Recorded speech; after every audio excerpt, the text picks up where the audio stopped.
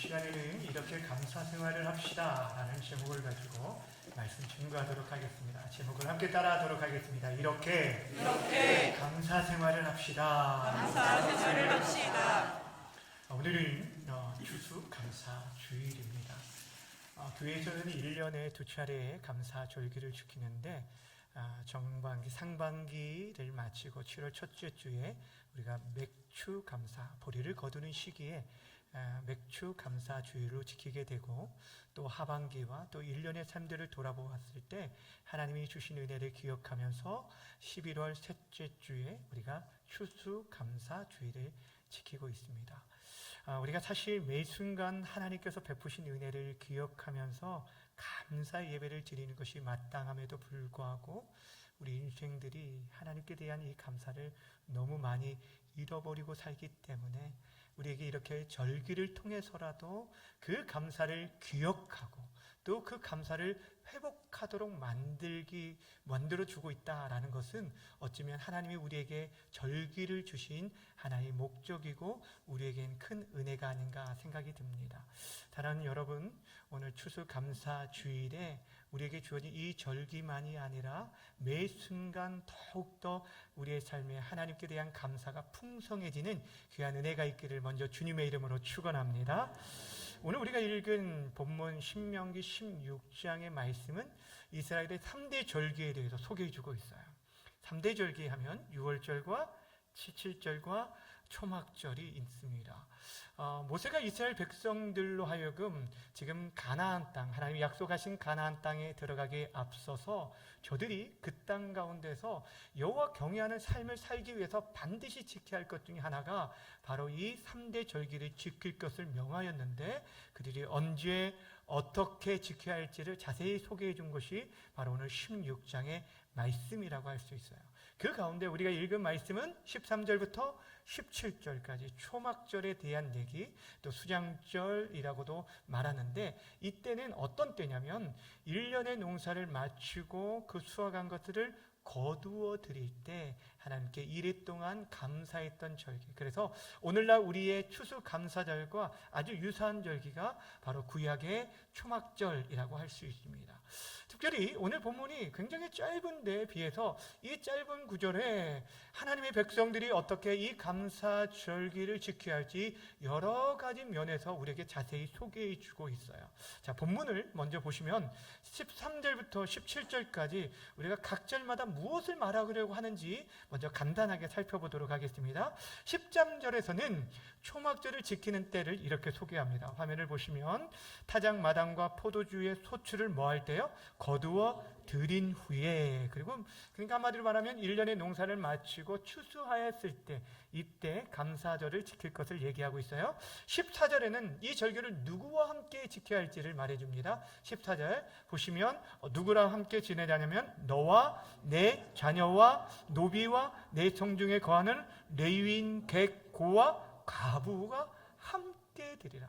그러니까 이 절기를 지킬 때 나 혼자만이 아니라 온 가족이 함께, 심지어는 노비와 나그네 이르기까지 함께 이렇게 즐거워하라 라고 말하고 있어요.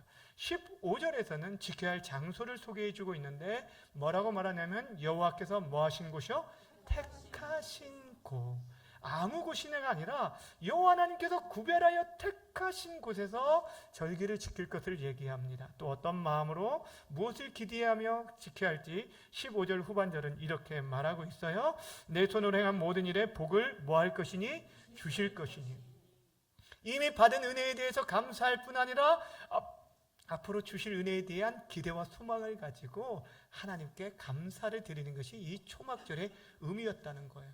그리고 그때 무엇을 가지고 와야 할지를 16절과 17절에 이렇게 말합니다. 함께 읽어볼까요? 이거는 시작.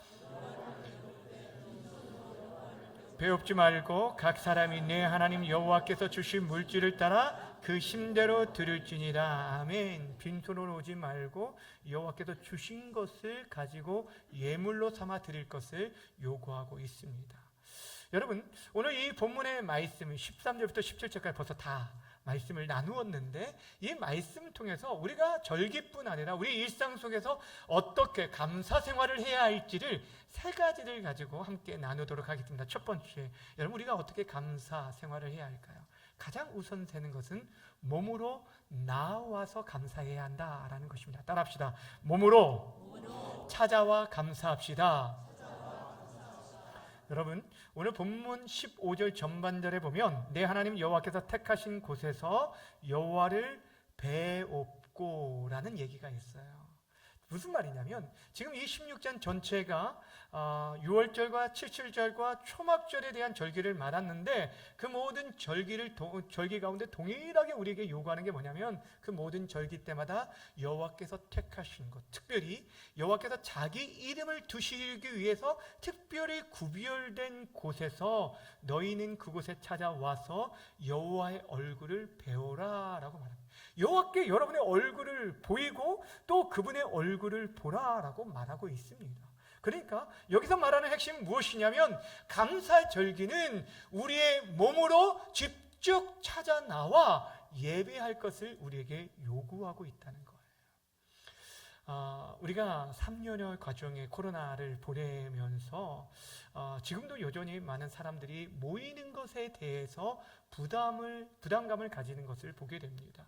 이미 거리두기 단계들이 해제되었음에도 불구하고 우리가 어떠한 축하해 줄 일이나 또한 위로해 줘야 할 일들이 있는데도 불구하고 직접 찾아가지 않고 결혼 예식이나 장례 주문에 대해서 계좌 이체를 통해서 마음을 전달하는 일들이 점점점 많아지는 것을 보게 되어집니다. 이전에는요, 우리가 늦은 밤이라도 이렇게 장례식장에 찾아가는 것, 그래서 밤에 늦게까지 또 위로해주고 이것들이었는데 요즘은 점점 그러한 모습들이 사라지고 이것이 하나의 문화가 되어져서 많은 사람들이 이제는 장례나 결혼식 때 사람들에게 문자를 보낼 때 계좌번호로 함께 보내는 것이 굉장히 익숙해진 그런 모습을 보게 되어집니다. 사실 이 문화 자체가 저는 잘못됐다라고 말하는 것이 아닙니다. 그런데 찾아갈 수 없는 사람들에게 있어서는 이런 수단을 통해서라도 마음을 전달할 수 있는 것 귀하고 복된 것인데 문제는 찾아갈 수 있음에도 불구하고 많은 사람들이 더 이상 찾아가기보다는 그냥 계좌 이체라는 편한 방법을 통하여서 그렇게 자신이 그 편리를 쫓아 살아가고 있는 것을 보게 된다는 거예요. 제가 무슨 말을 하려고 하는지 아시겠어요? 여러분, 근데 이 더 심각하고 더 안타까운 것은 하나님을 섬기는 일에 있어서도 점점 그러한 모습들이 우리 안에 나타나고 있다는 것입니다. 한동안 예배가 제한되어서 주일 예배 수량을 온라인으로 송출하게 되었는데 그런데 지금은 이제는 교회에 나올 수 있는 상황임에도 불구하고 영상 예배를 한다라는 명목 아래서 많은 사람들이 주저앉아 있는 것들을 보게 되어집니다. 한국교회 지금 현실이죠. 분명 환우들에게나 특별한 사정에 있는 사람들에게 있어서 현장 예배 나오지 못한 분들에게는 이 영상 예배는 좋은 도구가 될 수 있습니다. 분명 하나님은 아니 계신 곳이 없기에 우리가 어느 곳에서든 예배할 수 있기에 그것도 필요하다는 거예요. 그런데도 불구하고 핑계 삼아 자기 편의적인, 자기 중심적인 그런 신앙생활을 하는 일들이 많은 것을 보게 됩니다. 여러분, 하나님은 모든 곳에 임재해 계십니다. 여러분이 그곳에서도 여러분 하나님을 마음껏 예배할 수 있습니다. 그런데 하나님께서 특별히 주목하시는 곳이 있다는 거예요. 하나님께서 특별히 주목하시고 자기 이름을 두시기 위해서 택하신 곳이 있다라고 말씀하고 있는데 구약에 바로 성전이 그곳이고 또한 신약에는 교회가 바로 그러한 곳이라 라는 것입니다. 열왕기상 9장 3절에 보시면 솔로몬이 성전을 건축하였을 때 그 건축 성전을 향해 하나님께서 이런 말씀을 하셨어요. 함께 읽어볼까요? 시작. 이 성전을 거룩하게 구별하여 내 이름을 영원히 그곳에 두며 내 눈길과 내 마음이 항상 거기에 있으리니. 아멘. 하나님께서 성전을 거룩하게 구별하시고 그곳에 하나님의 이름을 두겠다는 거예요. 그리고 하나님의 마음과 하나님의 눈이 어디에 향한다고요? 항상 그곳을 향하겠다는 거예요. 그러니까 이미 우리에게 향하고 있다는 거예요. 우리가 예수님을 주로 모시는 순간 우리가 성전이 되었기 때문에 우리 자신을 주목하고 있다라고 할 수 있지만 그들의 모임인 이 교회 공동체를 하나님께서 주목하신다는 거예요. 그러게 우리가 힘들지만 우리 몸을 이끌고 이렇게 나와서 예배하는 것입니다.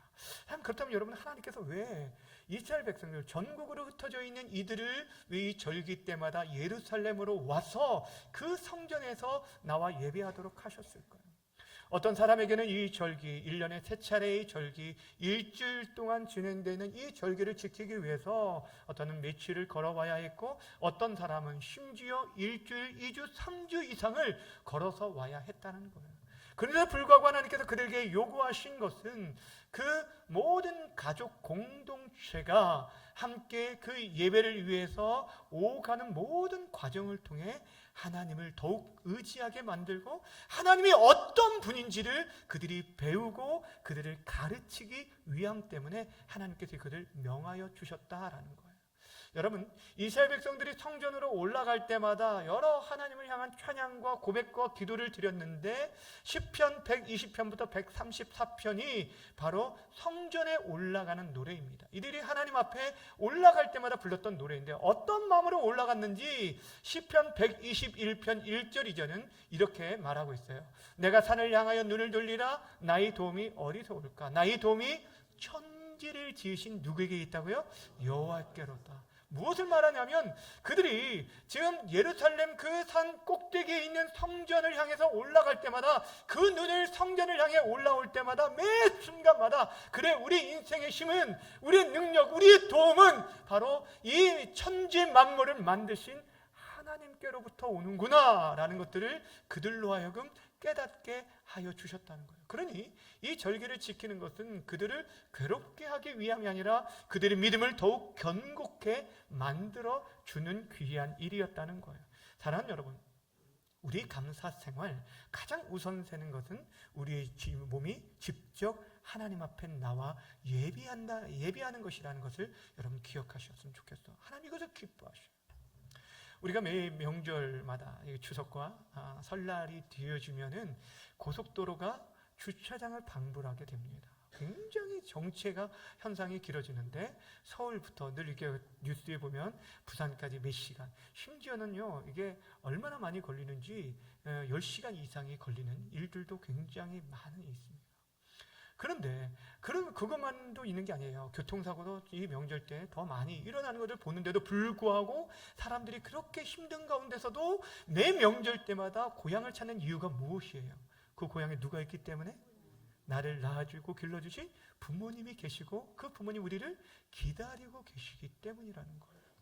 여러분, 하나님께서 우리들에게 그렇게 그러시다는 거예요. 사실 물론 내려가지 않아도 우리가 효도를 할 수 있습니까? 없습니까? 있습니다. 그런데 부모님들이 1차적으로 보는 것은, 정말 바라는 것은 우리 얼굴을 보기 원하는 거예요. 저희 어머니께서 명절 때마다 이렇게 늘 전에 저에게 하시는 말씀이 있어요.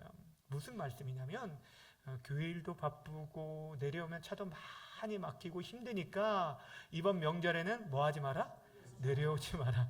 예, 그 말씀을 하셔요. 여러분, 저희 어머니의 그 말이 진심일까요? 그렇지 않을까요? 저는 어느 정도는 진심이라고는 생각을 해요. 그러니까 자녀가 이렇게 힘들게 내려오는 것들에 대해서 좀 걱정이 되는 마음도 있으시겠지만 더 깊은 진심은 보고 싶다, 기다린다, 이 말이 더 진심일 거라는 거예요. 여러분, 하나님도 마찬가지예요. 우리가 육신을 낳아주신 부모님을 뵙기 위해서 우리가 그 먼 길을 마다않고 달려가는데 우리 인생의 생사화복을 주장하시고 우리의 영원한 생명 되신 하나님, 천지 만물의 주인 되신 그 하나님 앞에 우리가 나와 예배하는 삶, 그것은 우리 모든 인생에 마땅한 삶의 본분이라고 성경은 우리에게 말씀하고 있어요. 그런데 그분은 어디서 만날 수 있다고요? 어디서 만날 수 있다고요? 바로 하나님께서 택하신 곳, 하나님이 주목하시는 곳, 그 이름을 두신 곳, 바로 성전 교회에서 그분을 만날 수 있는 것. 그래서 우리가 매주마다 믿음으로 나오는 것. 여러분, 우리가 특별히 우리의 몸으로 직접 와서 감사할 이유가 무엇인 줄 아십니까? 여러분, 우리가 하나님 앞에 이렇게 계속적으로 나와야 할 이유는 다른 것이 아니에요. 마지막 때가 가까울수록 사람들이요 점점점 그 사랑이 식어가는 것들을 보게 되어집니다. 하나님께 향한 사랑이 식어지고 또 마지막 때 나타날 특징 중에 하나가 성경이 뭐라고 말하냐면 모이기를 피한다라고 말하고 있어요. 하나님께 나온 것을 싫어한다는 거예요. 그래서 히브리서 기자가 우리에게 뭐라고 권면하냐면 히브리서 10장 25절의 말씀에 보면 함께 봅시다. 시작. 모이기를 피하는 어떤 사람들의 습관과 같이 하지 말고 오직 권하여 그날이 가까움을 볼수록 더욱 무슨 말이냐면 그날이 가까움을 우리 눈으로 보고 있지 않습니까? 여러분 지금 일어나는 많은 일들을 보세요. 이 모든 것들이 지금 주님의 때가 가까웠다는 것을 보여줘. 우리 모두가 하나님 앞에 서야 할 때가 가까움을 너희들이 깨닫는다면 정신을 차리고 뭐라는 거예요? 모이기에 더욱 힘쓸 것을 성경은 우리에게 말씀하고 있습니다. 그런 의미에서 여러분 오늘 이 추수감사 주일에 여러분의 몸을 이끌고 이 예배당에 찾아오신 여러분 정말 참 잘하셨습니다. 우리 옆에 있는 분들에게 이렇게 인사하겠습니다. 참 잘하셨습니다. 인사하겠습니다. 시작. 네, 참 잘 오셨습니다. 참 잘하셨습니다. 감사합니다. 사랑하는 여러분, 오고 싶어도 오지 못하는 수많은 사람들이 있습니다. 그런 분들에게는 하나님이 치료의 능력과 은혜를 베풀어 주셔서 함께 예배할 수 있는 날이 속히 오기를 바라고, 또한 이 자리에 있는 우리 모두가 하나님께서 힘을 주시는 동안 우리가 할 수 있는 대로 우리 몸을 이끌고 직접 하나님께 나와 우리의 있는 감사를 가장 먼저 몸으로 감사할 수 있는 우리 모든 성도님들 되시길 다시 한번 주님의 이름으로 축원합니다. 두 번째, 우리가 어떻게 감사해야 할까요? 첫 번째는 몸으로 감사해야 한다고 했는데, 두 번째는 주신 은혜를 기억하며 마음 다해 감사해야 한다라는 거예요.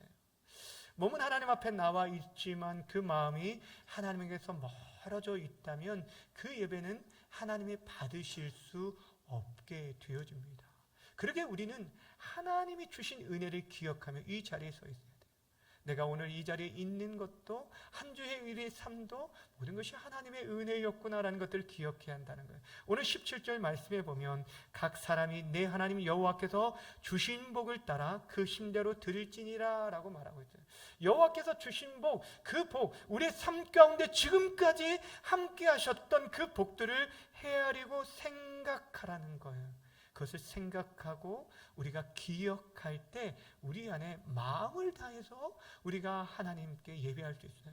그러니까 단순히 몸만 이 예배당을 밟고 나아가는 것이 아니라 우리의 마음을 들여서 하나님이 받으실 만한 그런 예배자로 살아갈 수 있는 거예요.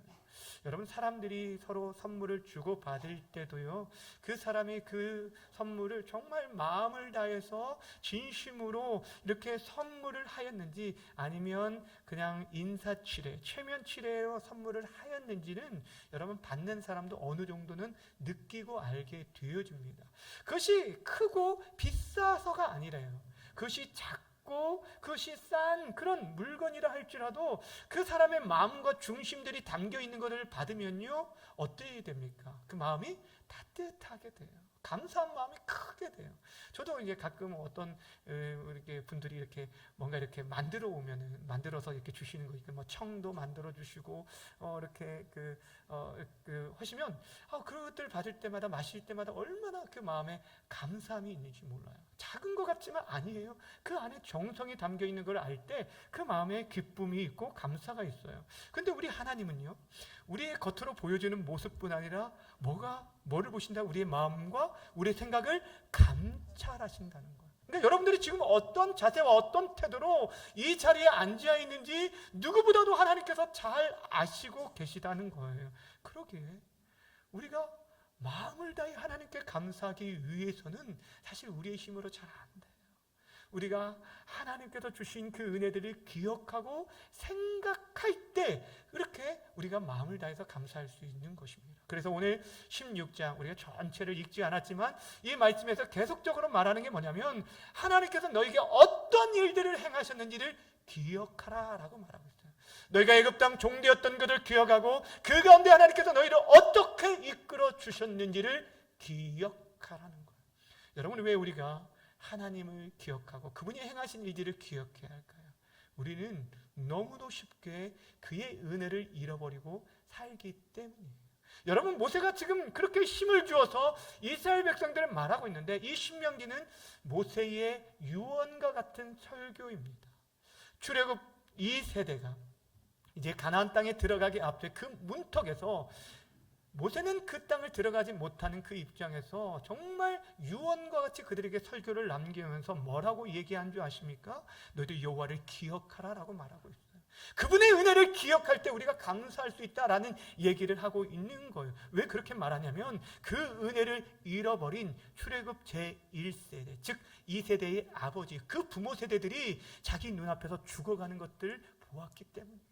감사하지 않고 원망함으로 인해서 하나님의 진노와 심판을 받고 죽은 것들, 이 모세는 보았기 때문에 그들에게 힘주어 너희는 여호와의 행하신 일, 그 크신 일을 기억하라 라고 말하고 있습니다. 사랑하는 여러분, 특별히 우리가 이 마지막 시대를 살아가는 데 있어서 여러분은 지금 어떤지 모르겠어요. 우리가 한 해를 돌아볼 때 여러분들은 지금 이러한 감사의 제목들이 있는지, 구원해 주신과 그 복을 여러분 얼마나 많이 헤아리면서 살아가고 있습니까? 지난주에 제가 한 가지 숙제를 드린 바가 무엇이냐면, 한 주일 동안 살면서 한 해 하나님께서 나에게 주신 그 은혜들이 무엇인지 한번 기록해 보라고 했어요. 머릿속으로 생각해 보기보다는 기록할 때 더 구체적으로 그 감사의 고백들이 넘쳐나게 돼요. 정말 쓸 것이 없을지도 몰라요. 그런데 내 인생 가운데 올 한 해 너무 힘들고 어려운 일들, 이런 일도 있었고 이런 어려움도 있었고 이런 사고도 있었는데 무슨 감사거리가 있습니까? 라고 말할지도 모르겠지만, 근데 여러분, 하나하나 작은 것 하나 기록하기 시작하다 보면 여러분 나중에는 정말 수없는 감사의 제목을 발견하게 되어지고, 뭐라고 고백할 수밖에 없냐면, 모든 것이 하나님의 은혜가 아닌 것이 없었구나 라고 고백할 수밖에 없다라는 사실이에요. 사랑하는 여러분, 어떻습니까? 여러분이 지금 이 자리, 예배의 자리에 나와 있다는 것 그 하나만으로도 여러분 감사의 고백이 아닙니까? 여러분 건강하니까 이 자리에 있는 거예요. 여러분 믿음이 있으니까 이 자리에 있는 것이에요. 하나님께서 우리를 포기하지 않았기에, 내가 끌려 나온 것 같아 보이지만 하나님께서 여러분을 사랑하시기에, 여러분을 복주시기 위해서 오늘 여러분을 이 자리에 불러주셨고, 여러분에게 수시로 때를 따라 말씀으로 여러분들을 가르쳐 주시고, 우리를 내가 알지 못하는 하나님의 간섭하심으로 우리를 선한 길로 이끌어 주시고, 우리의 발을 악한 길에서 금하여서 바른 길을 걷게 하시고, 때로는 내가 원하지 않는 사역의 자리, 그것을 몰아넣으셔서 하나님의 사역들을 감당케 하시면서 주시는 기쁨을 누리게 하신다는 거예요. 여러분, 무엇보다 여러분, 우리가 지금 이 자유 대한민국에서 신앙의 자유를 가지고 마음껏 예배할 수 있다는 것, 이것이 큰 감사의 제목이 아닙니까? 우리가 돌아오면 감사할 것이 너무너무 많다는 것. 예배 시작하기 전에 우리가 찬양했던 찬양 중에 손경민 씨가 작사 작곡한 감사라는 제목의 찬양이 있어요. 감사, 어떤 찬양인지 한번 가사를 한번 보여주실래요? 보세요. 자, 아까 찬양했을 때 찬양이 아니라 직접 눈으로 한번 어떤 감사를 했는지 보세요. 오늘 뭐 하는 거요? 숨을 쉬는 것 감사. 여기 하나만 생각해 보세요. 여러분, 우리가 숨을 쉬는 것 그 자체만으로도 얼마나 감사한 일인지. 여러분, 우리 심장이 하루에 10만 번 이상이 뛰게 돼요. 하루에 우리 몸속에 있는 혈액이 2억 7천만 킬로미터를 달리고 있어요. 우리가 숨을 쉬는데 하루에 2만 3천 번 가량을 숨을 쉽니다. 그런데 여러분, 이 모든 것을 여러분의 의지와 수고를 통해서 여러분들이 숨을 쉬고 여러분이 심장이 뛰고 있습니까? 아니라는 거예요. 여러분이 노력하고 수고해서가 아니라 심장이 저절로 여러분 그 속도에 맞춰서 뛰고 있고, 폐가 알아서 숨을 쉬고 있다라는 거예요. 이 모든 것이 정말 감사해요. 여기 보세요. 나를 구원하신 것 감사, 최고의 감사죠. 죄악의 그 심판, 하나님의 진노와 심판을 받아 마땅한 인생들이 여러분 구원받은 것, 이거 하나만으로도 평생 감사하고 감사해야 돼요. 여기 또 뭐라고 고백했냐면, 내 뜻대로 안 되지만 주가 더 더 좋은 선한 길로 모든 것을 합력하여 선한 길로 인도해 주실 걸 믿고 또 감사하대요. 그 다음 것도 보여주실래요? 내게 주신 모든 것, 여러분에게 지금 옷을 입고 있는 옷, 여러분에게 자녀가 있고 좀 소중해 물건, 이게 뭐 이렇게 현금이 있든 뭐가 있든지 주신 것도 감사하죠. 자녀들 준 것, 때론 가져가신 것도 감사하다. 이 고백을 하기가 참 쉽지는 않을 거예요. 그럼에도 불구하고 하나님의 선한 뜻이 있다는 거예요. 내게 고난 주셔서 그 고난을 통해서 더 놀라운 하나님의 뜻을 알게 하신 것도 감사하대요. 2절 가사에는 이런 것도 있어요. 항상 주 안에 있음에 감사하고 또한 참된 무엇을 주신 것?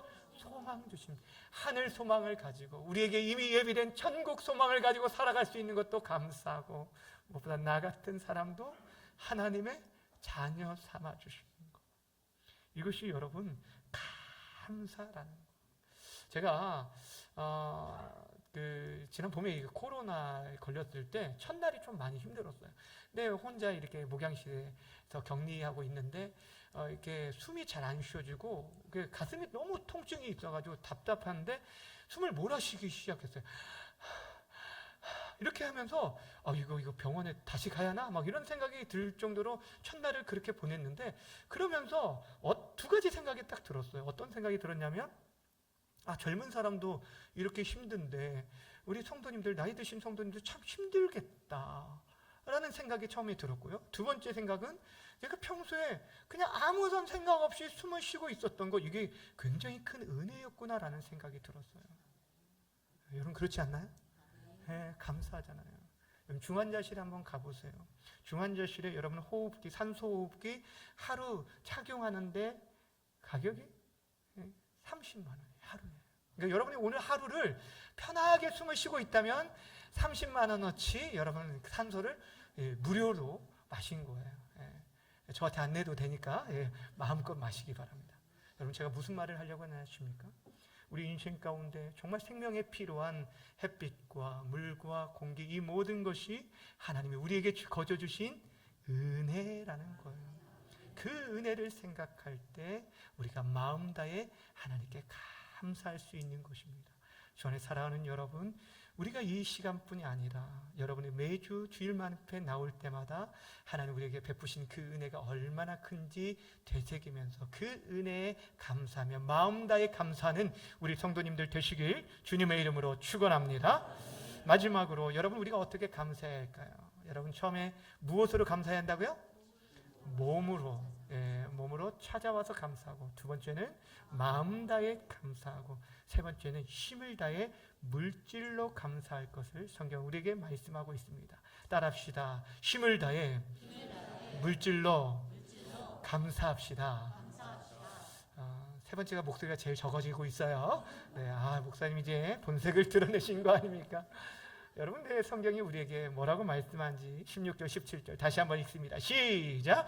너희 가운데 모든 남자는 1년에 3번 곧 무교절과 칠칠절과 초막절에 내 하나님 여호와께서 택하신 곳에서 여호와를 배웁되 빈손으로 여호와를 배웁지 말고 각 사람이 내 하나님 여호와께서 주신 복을 따라 그 심대로 드릴지니라. 아멘. 한마디로 뭐라고요? 빈손으로 오지 말고 하나님께 귀한 예물을 드릴 것을 얘기하고 있어요. 근데 여기서 한 가지 여러분에게 먼저 말씀드리고 싶은 것은 뭐냐면, 여러분 하나님께서 진짜 궁극적으로 여러분에게 요구하는 것이 여러분의 물질일까요? 여러분 자신일까요? 다시요. 하나님이 여러분에게 진짜 원하는 것, 여러분의 받기를 원하시는 것은 여러분의 물질일까요? 여러분 자신일까요? 여러분 자신. 여러분 자신이에요. 하나님께서는 여러분을 먼저 받으시길 원하고, 그럴 때 여러분이 드려진 물질도 받습니다. 창세기 4장에 보면 가인과 아벨이 하나님께 첫 제사를 드릴 때 그들이 하나님께서 가인과 그의 제물을 받지 않으시고 아벨과 그의 제물을 받았다. 무슨 말이냐면 그를 먼저 받으시고 그의 제물도 받으신 것을 보게 됩니다. 고린도후서 12장 14절에 보면 사도 바울이 고린도 그의 성도들에게 이런 말을 했어요. 내가 너희에게 요구하는 것은 너희 제물이 아니요 뭐라고요? 너희니라. 이것이 하나님 아버지의 마음입니다. 그러니까 여러분 오해하지 마세요. 하나님께서 무엇인가 부족하기 때문에 너희들이 나의 삶에 좀 뭔가 보충해달라라고 여러분에게 뭔가를 요구하는 게 아니에요. 하나님은요, 온 우주 만물을 다스리는 창조주시고 통치자시며 주인이십니다. 이 모든 세상의 주권자가 우리 하나님이셔요.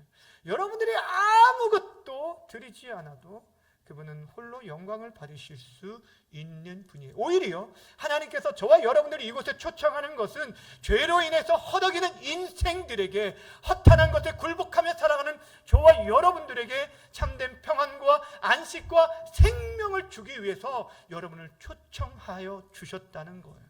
수고하고 무거운 짐진 자들아 다 내게로 오라. 내가 너희를 쉬게 하리라. 내가 온 것은 양으로 생명을 주게 하고 더 풍성한 것을 주기 위함이라고 말씀해 주셨어요.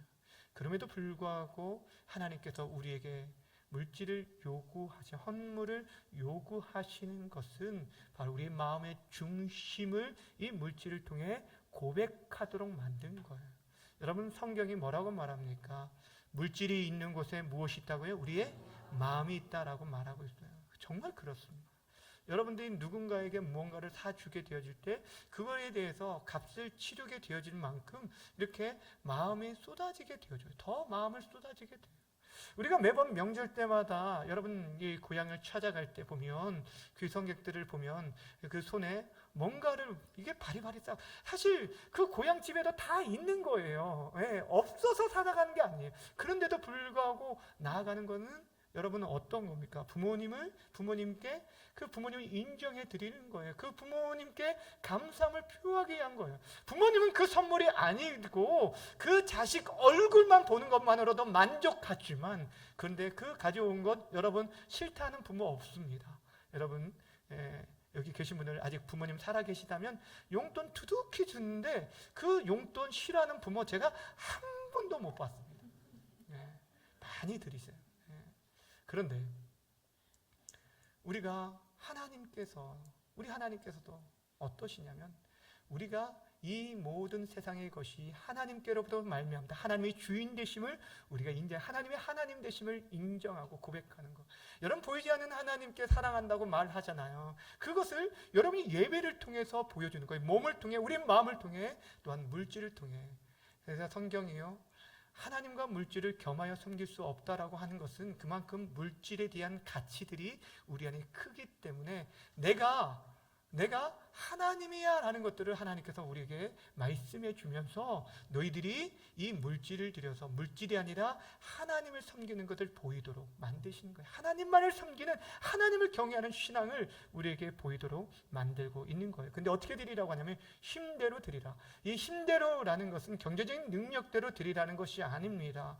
하나님께서 주신 것을 따라 힘대로 드리라. 무슨 말입니까? 하나님께서 이미 우리에게 주신 그 은혜를 쫓아 감사의 분량만큼 하나님께 드리는 것이고, 더 나아가 15절 말씀처럼 우리 인생 가운데 채워주실 것을 믿는 믿음의 분량을 따라 하나님 앞에 드릴 것을 말씀하고 있어요. 그때 하나님께서 기뻐 받으시는 그런 참 예물이 되어주는 거예요. 바르게는 우리 사랑하는 성도님들이 몸과 마음뿐 아니라 정말 우리들이 생각할 때 마음 중심에 중요하게 생각하는 이 물질까지도 우리의 생명을 구원하신 하나님께 기꺼이 내어드릴 수 있는 주의 사랑하는 성도들 다 되시길 주님의 이름으로 축원합니다.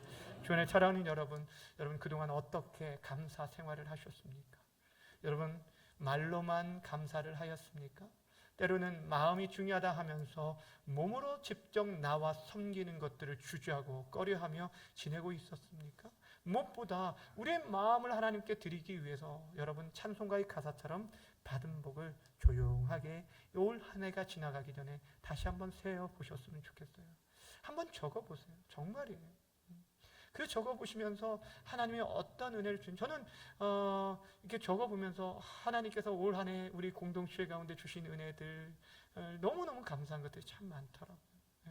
우리 여러분들이 내 가정에 돌아가서 한번 가족의 자녀들하고도 한번 해보세요.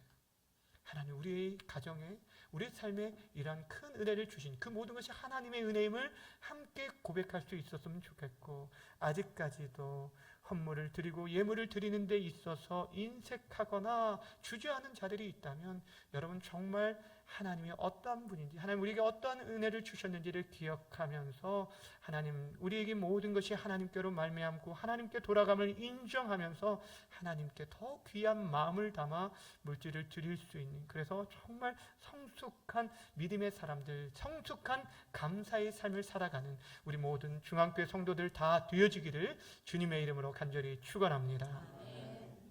이 시간 우리 함께 찬양 한 곡 하고 오늘 같이 기도했으면 좋겠는데요. 아까 앞에서 찬양했던 손경민 씨 감사라는 제목의 찬양인데요. 가사를 우리가 좀 기억하면서 우리의 마음을 다해서 하나님 정말 감사합니다. 내가 여기까지 이룬 모든 것이 하나님의 은혜입니다. 정말 감사합니다. 그 마음을 담아서 우리가 이 시간 고백하며 더 나아가도록 하겠습니다.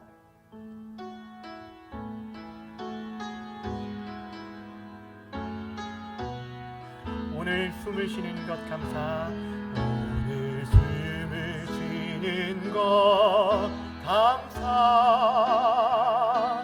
나를 구원하신 것 감사, 뜻대로 왔는데도 주가 인도하신 것 모든 것 감사, 내게 주신 모든 것 감사, 때론 가져가신 것 감사, 내게 고난 주셔서 주 뜻 알게 하신 것 모든 것 감사. 주님 감사해요. 주님 감사해요. 주님 감사해요. 내가 여기까지 온 것도 은혜입니다. 주님 감사해요. 주님 감사해요. 나를 사랑하신 주 사랑 감사함.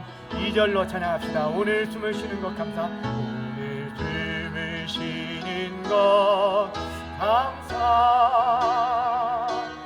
나를 구원하신 것 감사, 내 뜻대로 안 돼도 내 뜻대로 안 돼도 주가 인도하신 것 모든 것 감사. 항상 주 안에 있음 감사, 항상 주 안에 있음 감사,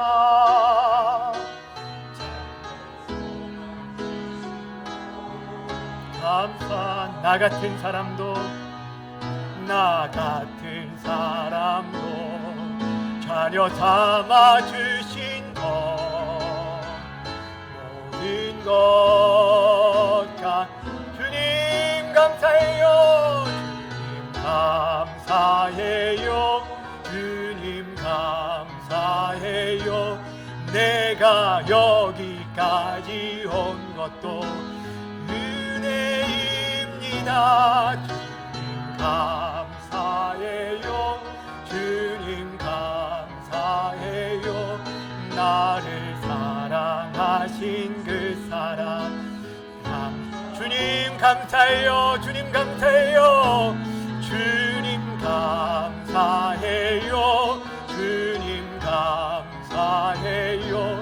내가 여기까지 온 것도 은혜입니다.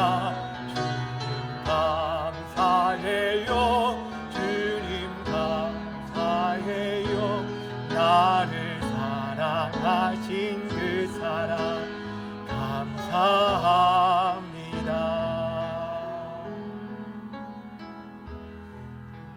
올 한해 하나님께서 우리의 삶에 어떻게 간섭하셨는지, 우리의 삶에 어떻게 이끌어 주셨는지, 앞에서도 말한 것처럼 내가 지금 이 자리, 예배 자리에 있는 것 하나만으로도 우리는 정말 그 자체가 감사일 겁니다.